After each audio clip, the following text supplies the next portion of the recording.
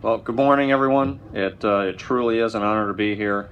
The rendition this morning of the national anthem was absolutely eye-watering. So would you join me in one more round of applause for Cadet Marquez?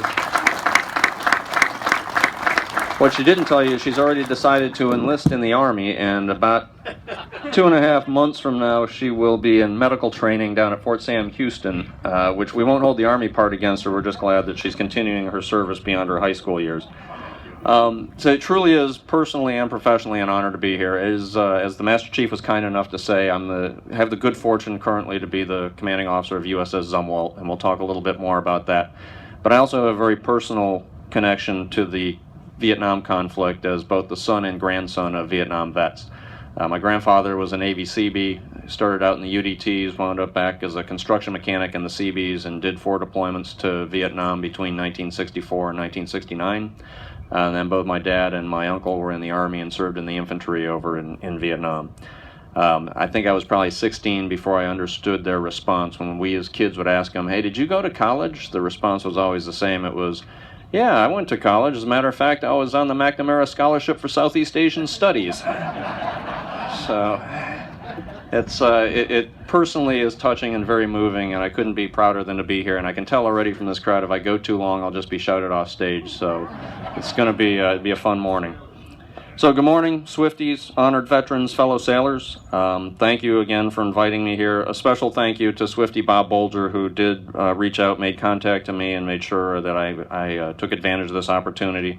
He also has done an amazing job educating me in Swift boats and coordinating my participation here. He had also shared that the song "We've Got to Get Out of This Place" was a Swiftie anthem in Vietnam, and the crew of USS ZUMWALT has since adopted that as their anthem to get us out of the BAE shipyard. So it quickly caught on, and that is another tradition that you can be proud of passing along to your fellow sailors. So you came this morning to reunite and remember, not to listen to me. I will be brief, but I want to highlight the continuing impact that your service has had on our Navy, and it continues right down to this day with my crew. And I promise if you hold with me, there's a special surprise and treat at the end. So I'm proud to be here today as we honor your service in what I consider one of our Navy's most iconic combat campaigns.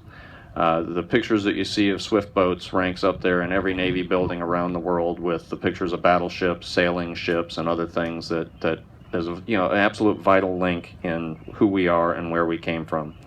We're also going to take time to salute, at least while I'm here, the man whose name my ship bears, Admiral Elmo R. Zumwalt, Jr. As you all know, Admiral Zumwalt was commander of naval forces in Vietnam from 68 to 70.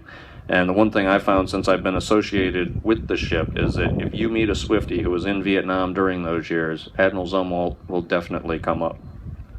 Likewise, if you meet anybody who was close to Admiral Zumwalt, his admiration for the Swifties will also definitely come up. It's a privilege for those of us who are lucky enough to sail in his namesake ship to be connected directly with this incredible naval heritage, and the spirit of Zumwalt Swifties is evident and is being carried forward by USS ZUMWALT's crew today. Largely because of our persistent contact with the Swift Boat Association and veterans through the pre-commissioning stage of our ship's life, our sailors exhibit the same type of esprit de corps, ingenuity, and personal valor that Admiral Zumwalt so admired in all of you. The bulkheads of our ship, and we will get all of you aboard for a tour once we get out of the yards, are adorned with lots and lots of Swift Boat memorabilia that has very graciously been donated and is treasured by our crew. It provides incredible motivation to our sailors, and those times when the daunting challenges of bringing a new and revolutionary class of ship to life can become a little bit depressing. Small ships, or more accurately small crews, have a long tradition of making big impacts on our Navy.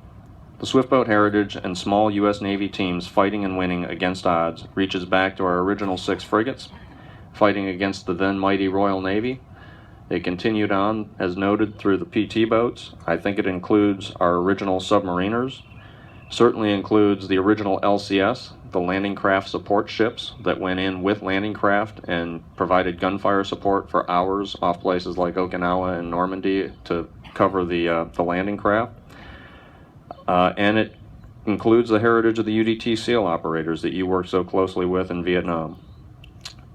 Important to note that you have also paid that heritage forward, as is evident today by both the participation and the earlier comments, first by giving birth to the Special Warfare Combatant Craft community, and then, something that I've only recently learned, how many of you came out of retirement and came back to help us grow the riverine forces that operated during OIF in the rivers of Iraq and along the coast, and now, as part of our Naval Expeditionary Combat Command, continue to fight terrorism around the world.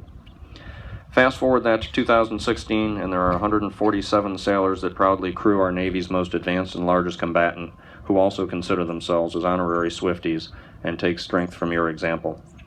The 3,600 Swifties and the 100 boats left a big, indelible mark on the U.S. Navy. I think Admiral ZUMWALT would be very, very proud. I think he would also be glad that our nation's view of the war you fought is changing. Among Admiral ZUMWALT's greatest strengths was his strategic vision, and I do not believe he would have supported the war in Vietnam if he didn't see it as a strategic imperative for the United States. It's true that he advocated a pullout, but at the right time and under the right conditions. And today it's heartening that as historians look back and more documents from all sides involved are released, a different picture is emerging from that which was accepted immediately after the war.